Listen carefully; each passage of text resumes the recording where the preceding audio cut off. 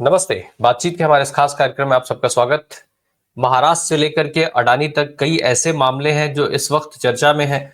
उधर प्रियंका गांधी का संसद में आ जाना भी चर्चा में है। साथ में महाराष्ट्र को लेकर के जिस तरीके की खींचतान चल रही है, उसके पीछे की जो तमाम वजहें हैं, जिन पर सिर्फ कयास लगाए जा रहे हैं, उनको समझने की कोशिश हो रही है कि आखिर जनता के वोट डाल देने के बाद, रिजल्ट आ जाने के बाद जिस तरीके के नंबर्स भाजपा और महायुति के फेवर में आए, उसके बावजूद भी आखिर मुख्यमंत्री डिसाइड क्यों नहीं हो पा रहा है, घोषित क्यों नहीं हो पा रहा है। लगातार बैठकों का दौर जो है वो जारी है। दिल्ली से लेकर के महाराष्ट्र तक बैठकें चल रही हैं।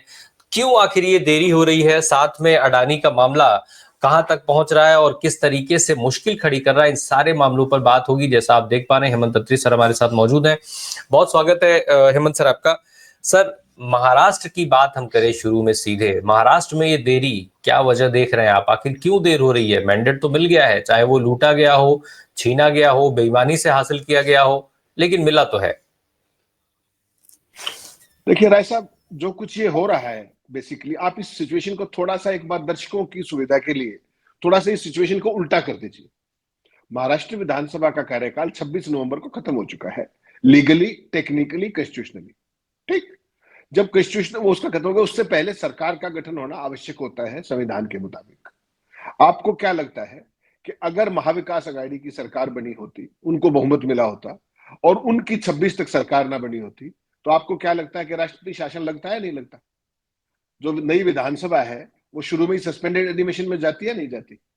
ये खेल है वो जो राजीव कुमार और पूरा जो सिस्टम है, इकोसिस्टम मोदी और शाह का, वो इस देश के लोकतंत्र के साथ खेल रहा है। आप बताइए, 23 तारीख की शाम को सारे परिणाम आ गए थे, स्वीपिंग मेजोरिटी मिली है, जैसे भी मिली है, जैसा आपने कहा। उसके बावजूद भी अगर कोई विपक्ष की इस तरह की स्थिति होती, कोई डिस्पेंसेशन होता, आपको अभी तक पता है गोदी मीडिया किस तरीके से दहाड़े मार रहा होता कि सरकार नहीं बन पा रही, ये नहीं बन पा रही। आप तो सरकार की बात कर रहे हैं, यहां तो लीडर ऑपोजिशन ना मिले तो भी स्यापा शुरू कर देते हैं सारे मीडिया। तो ये सारी स्थिति समझने की बात है कि ये पहली बार तो ये चुनाव आयोग ने इस तरीके का चुनाव कार्यक्रम क्यों घोषित किया कि जब 26 तारीख को विधानसभा का कार्यकाल खत्म था और 23 तारीख को आपका विधानसभा के परिणाम आ रहे हैं। इसको 4 दिन पहले नहीं कर सकते थे क्या? ये है वो सारा जो मिली भगत जिसकी हम बात करते हैं ना। और ये ओपन एंड शट केस है कनाइवेंस का, चुनाव आयोग का सरकार के साथ, कि सरकार के इशारों पर, सरकार की बीन पर चुनाव आयोग नाचता है, राजीव कुमार नाचते। अब आप जो मेन सवाल आपने पूछा कि ये क्यों हो पा रहा है, कल शाम को आपको पता है कि अजीत पवार, शिंदे और अपने फडणवीस तीनों की कल अलग से अमित शाह के घर पे 2.5 घंटे तक मीटिंग हुई। आधे घंटे तक शिंदे की लगातार 1-on-1 मीटिंग हुई। एक चीज तो बड़ी स्पष्ट है जो सबको समझ में आ जाना चाहिए कि शिंदे को तो बीजेपी मुख्यमंत्री बनाएगी नहीं, इसमें तो कोई कंफ्यूजन है नहीं। डिप्टी सीएम वो नहीं बनेंगे क्योंकि वो फडणवीस जैसे शर्मनिरपेक्ष नहीं है कि सीएम रह के डिप्टी सीएम बन जाए। तो अब सवाल ये है कि उनको केंद्रीय मंत्री बना दिया जाए, तो क्या उनके बेटे को डिप्टी सीएम बनाएंगे या किसी उनके चुने हुए व्यक्ति को डिप्टी सीएम बनाएंगे? एक विषय ये है। दूसरा ये है कि जब उन्होंने आधा घंटा बात की शाह से अलग से, उसके मायने क्या है? क्योंकि आप तो कहते हैं हमारे गठबंधन में कोई दरार ही नहीं है। जब दरार नहीं है तो 2.5 घंटे की जो मीटिंग है उसमें ओपनली सारी बातें डिस्कस कीजिए, कहां समस्या है उसमें? तो अब जो सूत्र बता रहे हैं उसमें खेल हो रहा है। आरएसएस कंप्लीटली ये चाहता है कि फडणवीस को हर हालत में मुख्यमंत्री बना जाए उनके सिस्टम के हिसाब से, क्योंकि उनकी स्कीम ऑफ थिंग्स में जो कुछ भी होता है वो सारी चीज है। समस्या कहां आ रही है कि मराठा विधायक भी बहुत बड़ी संख्या में चुन के आए। भारतीय जनता पार्टी पिछली बार खेल कर चुकी है फडणवीस को बना करके, और उसका खामियाजा भी उसने एक खास तरीके से लोकसभा के चुनाव में भुगता भी। अब से वही बात आ रही है, संघ चाहता है कि फडणवीस मुख्यमंत्री बने। निश्चित तौर पे गोदी सेठ भी चाहते होंगे क्योंकि उनके टेस्टेड एंड ट्राइड व्यक्ति है कि वही बने। लेकिन वो जो जातीय समीकरण है उसमें खेल हो रहा है। तो आज जो मीटिंग होनी थी महायुति की दिल्ली, वो अपने बॉम्बे के अंदर, आपको जानकर हैरानी होगी कि शिंदे मीटिंग की बजाय अपने सतारा में चले गए, गृह क्षेत्र के अंदर। मीनिंग देर बाई कि मुख्यमंत्री का चुनाव अगले 2 दिन के बाद होगा। 1 दिसंबर को मीटिंग होगी। अब तो वो शपथ 1 को होती है, 2 को होती है, वो तो उनको तय करना है। लेकिन सवाल यह है कि 23 तारीख को परिणाम आया था, 26 तारीख को विधानसभा का कार्यकाल खत्म हो गया। अब तक भारतीय जनता पार्टी क्या कर रही है और क्यों कर रही है? क्या वो जानबूझकर ऐसा कर रही है? क्या परिस्थितियां ऐसी बन गई हैं? और जब ऐसी परिस्थितियां बन गई हैं तो ये जो सो कॉल्ड गठबंधन है, इसमें कितनी आपस में तारतम्यता होगी, कोऑर्डिनेशन होगी, वो भी एक सवाल आएगा। क्योंकि जिसकी बुनियाद ही, जो भी गठबंधन की बुनियाद अगर शक की दृष्टि पर टिकी होगी, अविश्वास पर टिकी होगी, वो आप एक चीज देख सकते हैं। दूसरा, जो अमित शाह को, जो मैं और आप जानते हैं, उनको केवल अपना फैसला मनवाना आता है। तो उनके पास ब्रूट मेजोरिटी है, 90% अगले का स्ट्राइक रेट है। अगर स्थिति इतनी आसान होती तो वो ये फैसला तो 25 तारीख को कर देते, राष्ट्रपति शासन वाली सारी बदनामी भी ना आती। उसके बावजूद भी आप देखिए बीजेपी का इकोसिस्टम क्या प्रचार कर रहा है कि राष्ट्रपति शासन की जरूरत नहीं है, 2004 में ये हुआ था, 2009 में ये हुआ था। मेरा सवाल केवल इतना है कि अगर वो संवैधानिक मर्यादाएं, संविधान के जो प्रावधान है, उनको आपने मानना ही नहीं है, तो फिर क्यों आप नाटक करते हैं संविधान दिवस का? 26 तारीख तक टर्म थी, आपके पास मेजोरिटी थी, आपको सरकार बनानी चाहिए थी। अगर कोई विपक्ष होता तो आपके पास तो ये बहुत बड़ा हथियार था, आप तो वहां राष्ट्रपति शासन लगाते। मान लीजिए अगर यहाँ पे महाविकास आघाड़ी की सरकार होती, 26 तारीख को आपको क्या लगता है, राष्ट्रपति शासन लगता है? नहीं लगता, 100% लगता है। हाँ, और जैसे ही राष्ट्रपति शासन लगता है, तोड़फोड़ शुरू हो जानी थी। तो ये जो खेल है, ये देश के लोगों को समझना चाहिए कि ये लोकतंत्र की किस तरीके से धज्जियां उड़ा रहे हैं, खिल्ली उड़ा रहे हैं, और इनसे कोई सवाल पूछने वाला नहीं है। ये लोकतंत्र को हाँक रहे हैं। ये जो बार्गेनिंग चल रही है सर, क्या इसमें एक नाथ शिंदे साहब का जो रोल है उसको आप कैसे देख रहे हैं? क्योंकि एक नाथ शिंदे के लिए कहा यह जा रहा है कि वो भाई अध्यक्ष, विधान परिषद अध्यक्ष मांग रहे हैं, 12 पोर्टफोलियो भी मांगी उन्होंने। पोर्टफोलियो में जो सबसे अहम चीज है वो गृह मंत्रालय और नगर विकास है। आखिर ये क्या बार्गेनिंग इस चीज के लिए भी हो रही है, या फिर ये केवल मीडिया की खबरें हैं बस? बहुत संक्षेप में फिर हम जरा आगे दूसरी बात करें। राय साहब, एक अंग्रेजी का एक सेंटेंस है, beggars are never the choosers. जो आज की तारीख में जो मैंडेट आया है या जो मैंडेट लाया गया है, ये लोगों का मैंडेट कम, ये मैकेनिकल और टेक्निकल मैंडेट ज्यादा है। ये आपको भी पता है, सारे देश को पता है। ऐसी सूरत में जब 130 132 सीटें जिस अमित शाह के पास हो, और उनको कुल कितनी चाहिए? 145। आपको क्या लगता है कि वो कोई बार्गेनिंग मानने वाले हैं क्या? जो हाल शरद पवार का हुआ था, जो हाल उद्धव ठाकरे साहब का हुआ था, इन दोनों का वो हाल करने में कितनी देर लगती है आपके हिसाब से, अपनी मेजोरिटी की सरकार बनाने के पीछे? हेमंत सर, इसको बार्गेनिंग कहा जाए कि ब्लैकमेलिंग कहा जाए? आखिर शिंदे भी तो ये जानते हैं कि आपने ये मैंडेट कैसे हासिल किया है, तो कहीं ऐसा तो नहीं कि इसके लिए ब्लैकमेलिंग हो बजाय बार्गेनिंग के? नहीं, गुंजाइश नहीं। अगर शिंदे ऐसे हाँ, लड़ाके होते तो वो उद्धव ठाकरे के साथ हाँ, मिलकर लड़ते ना, अपनी मूल पार्टी में मिलकर रहते। वो एक रैंक अपॉर्चुनिस्ट व्यक्ति है, उनको ज्यादा से ज्यादा जो मिल जाए वो ठीक है, लेकिन उनको आज के व्यवहारिक धरातल का भी अंदाजा है। राय साहब, इसको उस रूप में देखिए आप, 132 सीट बीजेपी की है, उनको अपनी सरकार बनाने के लिए 13 ही तो चाहिए। तो एक घंटे के अंदर आपको क्या लगता है कि अजीत पवार के कितने विधायक बीजेपी में शामिल हो जाएंगे? और शिंदे जैसे उद्धव ठाकरे के साथ हुआ था कि रातों रात अपनी पार्टी कहां मिली थी, उनका विधायक दल, तो इनके साथ वो काम होने में कितनी देर लगती है? अमित शाह आज भी गृह मंत्री है ना, वो जो इनके विधायक है उनके ऊपर केसेस आज भी उतने ही है ना, पैसे उनको आज भी चाहिए ना, मंत्री तो बने चाहे ना बने, पैसे तो चाहिए ना सबको। तो उनको अपनी हैसियत और औकात पता है। वो केवल क्या चाहते हैं, उन्होंने अपनी सूची जो है वो कल दे आए हैं कि मेरे ये लोग मंत्री बनने चाहिए। पोर्टफोलियो टेंटेटिव उन्होंने सजेस्ट किए हैं। आज की तारीख में भारतीय जो ये मैंडेट आया है, मैं उसके हिसाब से बता रहा हूं। उस मैंडेट के बाद अमित शाह से बार्गेनिंग की गुंजाइश ना तो अजीत पवार की है और ना ही शिंदे की है। वो केवल अपना मन बहला सकते हैं, और ये देर सवेर अगर ज्यादा उछल कूद की तो ये दोनों का हाल अजीत और शरद पवार और उद्धव ठाकरे वाला होगा कि दोनों अपनी पार्टी और विधायक दल ढूंढते रह जाएंगे। अगर हल्की सी भी कोई बार्गेनिंग की कोशिश की, ब्लैकमेलिंग की कोशिश की, और ब्लैकमेलिंग करने की इनकी हैसियत और औकात नहीं है जो प्रेजेंट मैंडेट है, ये भी अपने को समझना चाहिए। भारतीय जनता पार्टी तोड़ फोड़ की चैंपियन है। जिस तरीके से उन्होंने ये अपना जनादेश हथियाया है, उसके बाद वो किसी भी हद तक जाएंगे गोदी सेठ के वेस्टेड इंटरेस्ट को पूरा करने के लिए। ये बात इनको भी पता है, पवार को भी, और ये बात उनको भी पता है।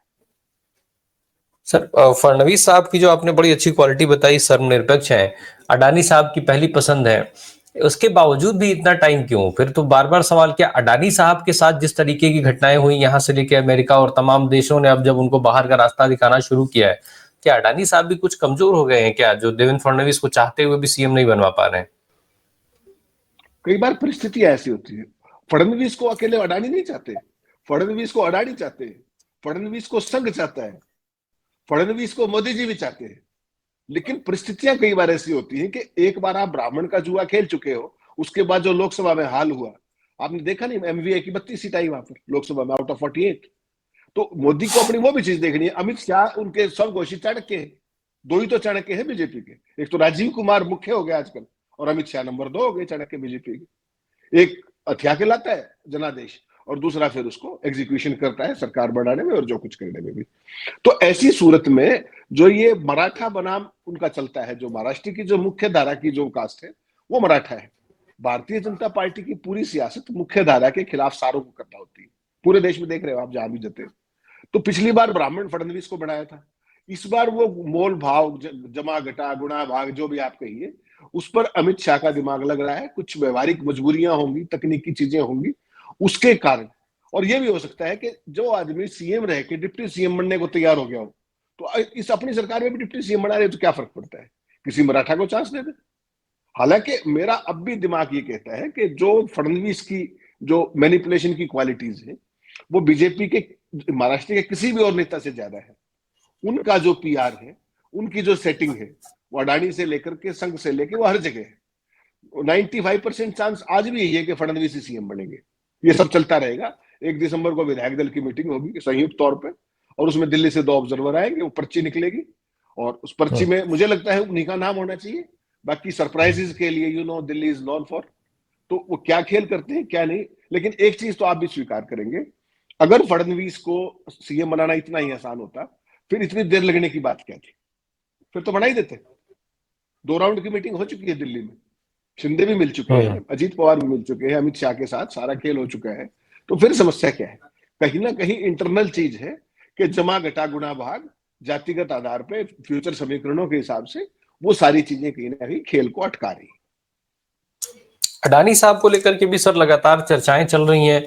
अडानी साहब के चलते जो है संसद नहीं चलने दी जा रही है। दोनों सदन में जैसे ही कोई अडानी साहब का नाम लेता है, तुरंत जो सदन के मुखिया साहब लोग हैं वो तुरंत अडानी साहब का नाम इधर किसी के मुंह से निकला और उधर उनका शब्द होता है कि 12 बजे के लिए स्थगित, कल तक के लिए स्थगित, परसों तक स्थगित, अब तो सीधा 2 दिसंबर तक के लिए स्थगित है ही है। तो ये अडानी साहब का मामला क्या गले की हड्डी बन गया है क्या सरकार के, प्रधानमंत्री नरेंद्र मोदी के? राय साहब सरकार के लिए गले की हड्डी बनता रहे, अडानी साहब तो मौज में है। आप देखिए उनके 2 केंद्र सरकार के जो मोदी जी के सबसे प्रिय वकील हैं, उन्होंने स्वघोषित तौर पर 2 दिन पहले एक प्रेस कॉन्फ्रेंस की और उसमें अर्थ का अनर्थ करके जनता के सामने प्रस्तुत किया। कोई परिस्थितियां तो बदली नहीं, ना तो वो केस वापस हुआ, ना कोई धाराएं डाइल्यूट हुई है, ना कुछ भी नहीं हुआ। 2 दिन से आप अडानी साहब के शेयरों की आप वो देख रहे हैं, जो 2 दिन में उनका लॉस हुआ था ये केस आने के बाद, पिछले 2 दिनों में रिकवर हो गया वो, उन 2 वकीलों की स्टेटमेंट देने से। तो सरकार करती रहेगी, पार्लियामेंट के अंदर रोज करते हैं वो। तो हाउस चलाने में तो सरकार का कभी इंटरेस्ट था भी नहीं। कब हुआ इंटरेस्ट? पिछले 10 साल में बता दीजिए आप। बड़े से बड़े मामले आए हैं, अडानी का मामला तो उसके सामने बहुत छोटा है भाई। पेगासस था, नोटबंदी थी, चाइना का इंक्लूजन था, क्या क्या नहीं था। कब इन्होंने सदन चलाने में इंटरेस्ट दिखाया? यही चेयर वही थी। बेसिकली क्या है कि देखिए अडानी साहब ने पिछले 2 दिन में, आज आप एक बार शेयर मार्केट खोल के देखिए, अडानी साहब को जो 2 लॉस हुआ था उन 2 दिनों में, कल 20% के सर्किट थे, आज फिर 20% के सर्किट है। बताइए क्या क्रांति कर दी अडानी जी ने, क्या परिस्थितियां बदल गई हैं। तो अडानी साहब आज की तारीख में आप उनको एक उद्योगपति मानने की गलती कर रहे हैं मेरी तरह। उनको उद्योगपति मत मानिए आप। अडानी ही इंडिया है, अडानी ही बीजेपी है, अडानी ही पीएम के कुछ है, जिसके कारण ये सारा खेल हो रहा है। अगर कोई और कंपनी होती तो अब तक क्या हासिल होता है उसका। और पिछले 2 दिनों के अंदर उनका कोई शेयर उठा के देखिए, 12%, 18%, 20% इस तरीके से हाइक हो रहा है, जबकि उनको भागने की जगह नहीं मिल रही है। अमेरिका के अंदर जो केस है आपको पता है, उसमें 20 साल तक की सजा का प्रावधान है और वो छोड़ते नहीं, वो कहीं से भी उठा के ले आएंगे आपको। उसके बावजूद भी शेयर मार्केट में उनका बढ़ना। और रही बात संसद की, संसद में आपने बिल्कुल उचित फरमाया, आप लगातार देख रहे हैं, केवल नाम लेना है बस और कुछ नहीं करना। कोई भी व्यक्ति जानने में या अनजाने में केवल अडानी शब्द कह दे, बाकी काम चेयर खुद ही कर लेंगे। यहां पर खड़ा हुआ है मामला। अडानी शब्द क्या असंसदीय है क्या? संसद किस बात के लिए होती है? संसद के अंदर अगर यह मामला डिस्कस नहीं होगा, संसद के अंदर अगर मणिपुर का मामला डिस्कस नहीं होगा, संसद के अंदर अगर चुनाव आयोग की जो भी चीजें हैं वो डिस्कस नहीं होगी, तो फिर क्या डिस्कस होगा? और प्रधानमंत्री का शब्द सुना था आपने, कुछ लोग हुड़दंग करते हैं। हुड़दंग शब्द है सांसदों के लिए। जब भारतीय जनता पार्टी पूरे के पूरे सत्र खा जाती थी, तब लोकतंत्र था, वो तब वो लोकतंत्र की रक्षा करते थे। आज जो वाजिब मुद्दे हैं, जो 2 कोर्ट चार्जशीट हो चुकी है अमेरिका के अंदर, पूरी दुनिया में आपकी भद पिट रही है, आपके फाइनेंशियल इंस्टीट्यूशंस की क्रेडिबिलिटी खत्म हो गई है, आपके बैंकिंग इंस्टीट्यूशंस डूब सकते हैं, उसके बावजूद आप चर्चा नहीं करेंगे उस पर नाम नहीं चर्चा नहीं होने देंगे। लीडर ऑफ अपोजिशन अपने खड़गे साहब संसद में खड़े हुए, उनका 54 साल का लेजिस्लेटिव एक्सपीरियंस है। इससे जैसे ही उन्होंने अडानी का नाम लिया, चेयर ने क्या कहा उनको कहा कि nothing is going on record, as if कि वो संवैधानिक बात कर रहे थे कोई।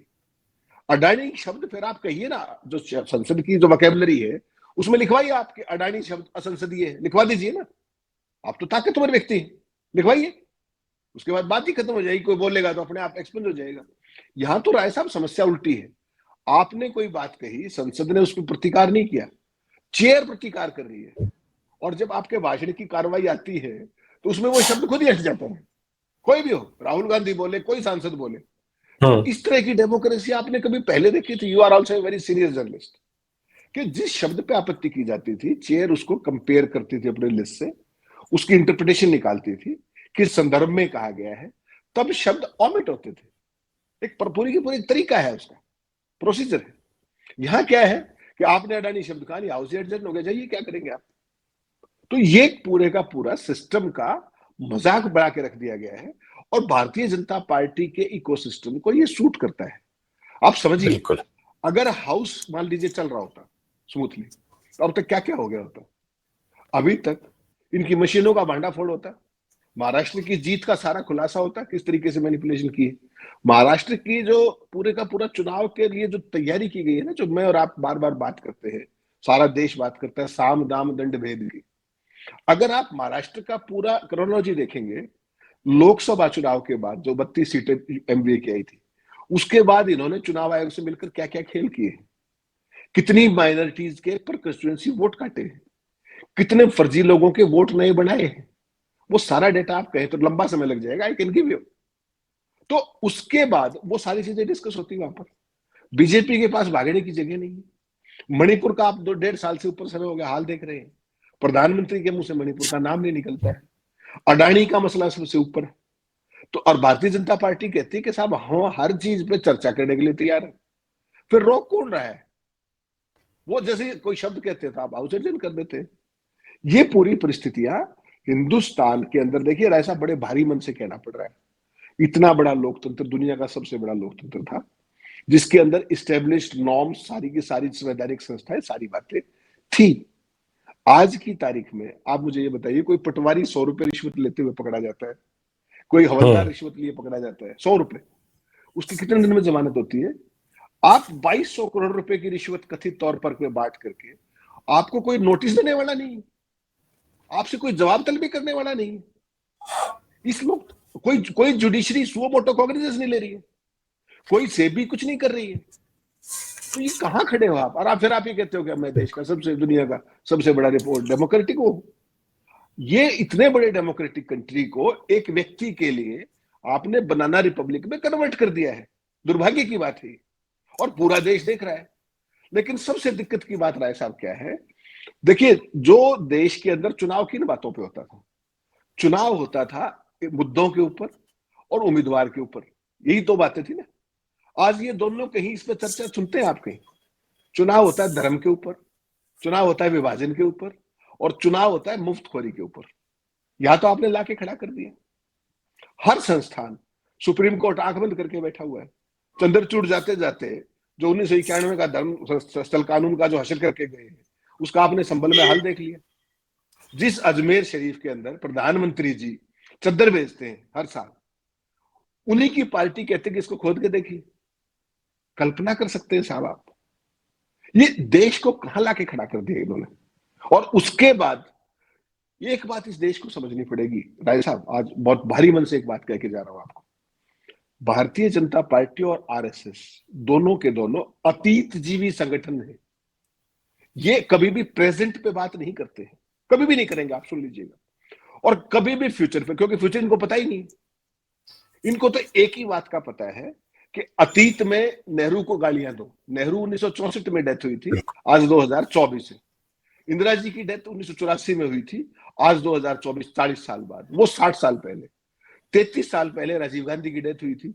जो लोग हमारे यहाँ जिनका निधन हो चुका है, दो का तो बड़ा ही शहादत टाइप की चीज थी, उसके बावजूद भी प्रधानमंत्री सदन में खड़े होकर उनके प्रति क्या दृष्टि रखते हैं, और किसी भी सवाल का जवाब देने में उनका भरोसा नहीं। तो ये जो डेमोक्रेसी थी, इसको आप कहां लेकर के आए? आप जरा एक बार सोच के देखिए इसको। बिल्कुल देश का आम आदमी, उसकी जो जितनी दुश्वारियां हैं, उसकी जो समस्याएं हैं, संसद के अंदर कोई चर्चा सुनते हैं आपके? प्रधानमंत्री जी का मोनोलॉग चलता है, कोई बीच में बोले तो उसको बाहर कर देते हैं, कानून बनाते हैं, सस्पेंड कर देते हैं, सैकड़ों सांसद सस्पेंड। जाइए आप, कृषि कानून कैसे पास हुए थे याद होगा आपको। तो संसद को बुलाने की जरूरत क्या है? आप शपथ दिलाइए और छुट्टी करिए, 5 साल बाद फिर चुनाव करा लीजिएगा। चुनाव के लिए राजीव कुमार जैसा कोई और आ जाएगा। बिल्कुल। यहां पर खड़े हैं। सर बस अंत में एक एक लाइन में एक चीज समझना चाहते हैं। जब ये सारी चीजें हो रही हैं, ऐसे में निश्चित तौर पे विपक्ष की भूमिका अहम होती है, जिम्मेदारी बढ़ती है। उस भूमिका और उस जिम्मेदारी में विपक्ष को कहां देख रहे हैं आप आज? देखिए राय साहब, हकीकत यह है कि विपक्ष के पास आज कोई बीजेपी के काट के लिए कोई इफेक्टिव मुद्दा नहीं है। मेरा व्यक्तिगत तौर पे मानना है, भारतीय जनता पार्टी अगर इस देश का धर्म के नाम पर विभाजन करके सत्यानाश करने की नींव रख दी है, तो राहुल गांधी भी कोई बहुत महान काम नहीं कर रहे। राहुल गांधी भी उसको काउंटर किस बात से कर रहे हैं कि हम जातिगत सर्वे कराएंगे। नीतीश कुमार ने जातिगत सर्वे करवाया था ना बिहार में, 2 साल हो गए, क्या कर लिया उन्होंने? इस देश में कभी जाति और धर्म से बाहर निकल करके कोई प्रोग्रेसिव बात होगी या नहीं होगी? आप 21वीं सदी में जाने की बात करते हैं, एक धर्म का झंडा उठाए फिर रहा है, एक जाति का झंडा उठाए फिर रहा है। मैं इन दोनों ही चीजों को रिग्रेसिव मानता हूं व्यक्तिगत तौर पर। बिल्कुल। इस देश में अगर किसी की मदद की जानी चाहिए, वो है गरीब। और गरीब की कोई जात नहीं होती, गरीब की कोई किसी भी तरीके का धर्म नहीं होता। गरीब गरीब है, और वही सबसे बड़ी उसकी क्वालिफिकेशन है, अगर आपकी नीयत साफ है। लेकिन माफ कीजिएगा, विपक्ष के पास भी भाजपा का नैरेटिव काउंटर करने, राहुल गांधी की सदिच्छा हो सकती है कि वो कुछ करें, लेकिन उस सदिच्छा के लिए जो कुछ चाहिए, एक दूरदृष्टि चाहिए, एक गवर्नेंस का एजेंडा चाहिए, एक संगठन चाहिए ग्रास रूट पे, और एक आपका विजन चाहिए। तो भारी मन के साथ ये कहना पड़ रहा है कि उनके पास इनमें से कोई भी चीज नहीं है, इन चारों चीज में से कोई भी चीज नहीं। और जीते हुए चुनाव, छत्तीसगढ़ में हारे वो, देखा आपने, हरियाणा में हारे वो, अभी आपने महाराष्ट्र में देख लिया। महाराष्ट्र में बहुत सारे फैक्टर्स हो सकते हैं, लेकिन इस परिणाम की कल्पना किसी ने नहीं की होगी, कितना ही मैकेनिकल भी हो।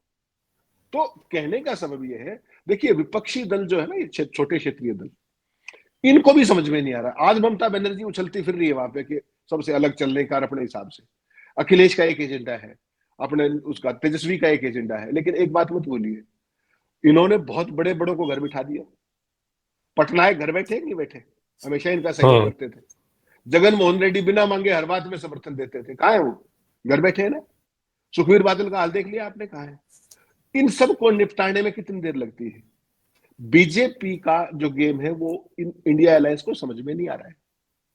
देखिए बीजेपी का गेम, वो क्यों कहते थे कांग्रेस मुक्त भारत? क्योंकि कांग्रेस की सो कॉल्ड एक पैन इंडिया प्रेजेंस है। आज अगर देश के 17 राज्यों में आप देखेंगे तो कांग्रेस का 10% से नीचे पार्टिसिपेशन चला गया है, वोट परसेंटेज। तो कांग्रेस के जो अंदर बीजेपी के सीक्रेट सेल्स बैठे हुए हैं, उन्होंने कांग्रेस का सत्यानाश कर दिया। किसी भी चुनाव में देख लीजिए आप, टिकट वितरण से लेके कैंपेनिंग से लेके। आपने राहुल गांधी को छोड़ करके, खड़गे साहब को छोड़कर, प्रियंका गांधी को छोड़कर, कांग्रेस के किसी नेता के मुंह से आज तक आरएसएस का नाम सुना है चुनाव प्रचार में? मोदी का नाम सुना है? कभी अमित शाह का नाम लेते हैं वो? कभी किसी स्पेसिफिक मुद्दे पे कांग्रेस का कोई नेता बात करते हुए देखा आपने कैंपेन में? जो ये बाकी सहयोगी दल हैं, उनके अपने क्षेत्रों में पकड़ हो सकती है, लेकिन सारों को अलग अलग मारना बीजेपी के लिए आसान है। उन्होंने शरद पवार को घर बिठाने की तैयारी कर दी है, रिटायरमेंट होगी उनकी, कोई मानने चाहे ना माने। उद्धव ठाकरे को घर बिठाने की व्यवस्था कर दी है, बादल ऑलरेडी घर बैठे हुए हैं। मायावती ऑलरेडी घर बैठी हुई है। तो क्या इनको समझ में नहीं आ रहा सबको? इनको बिल्कुल। अलग अलग मारेंगे, अलग अलग निपटाएंगे इनको। कांग्रेस को अलग निपटाएंगे और राहुल गांधी अपने उस इकोसिस्टम से बाहर नहीं आ पा रहे। उसके अंदर 70% लोग बीजेपी और उसके वेलविशर बैठे हुए हैं, जो उनसे गलत फैसले कराते हैं, जो गलत टिकटें बंटवाते हैं, जो उनसे गलत एजेंडे पे चलने की बात करते हैं। उनकी सदिच्छाएं हो सकती, is a very well meaning person, is a honest politician, लेकिन वो उसकी जो वेश में, दो अलग अलग वेश बदल के जो अंदर सिस्टम में बैठे हुए लोग हैं, उनका वो क्या करेंगे? आज उनकी एक कांग्रेस वर्किंग कमेटी की मीटिंग है, बहुत महत्वपूर्ण है। उसमें फिर वही होगा कि भाई ईवीएम का विरोध किया जाए और किया जाए। तो उसमें केवल राहुल गांधी दिखेंगे आपको या खड़गे दिखेंगे, बाकी सेकंड लाइन लीडरशिप कहीं नहीं दिखेगी। ये हाल है कांग्रेस पार्टी का। तो इन सब को अब पहले का जो मोदी जी का नारा था कि कांग्रेस मुक्त भारत, महाराष्ट्र के रिजल्ट आने के बाद मुझे लगता है कि वो अब विपक्ष मुक्त भारत की तरफ कदम बढ़ाएंगे, राजीव कुमार के सक्रिय सहयोग से, ऐसा मेरा मानना है। जी, अब गरीब और गरीबी सिर्फ चुनाव के समय सुनाई देते हैं, उसके बाद सब गायब हो जाते हैं। बहुत बहुत धन्यवाद हेमंत सर, हमसे इन महत्वपूर्ण विषयों पर बात करने के लिए। Thank you so much sir.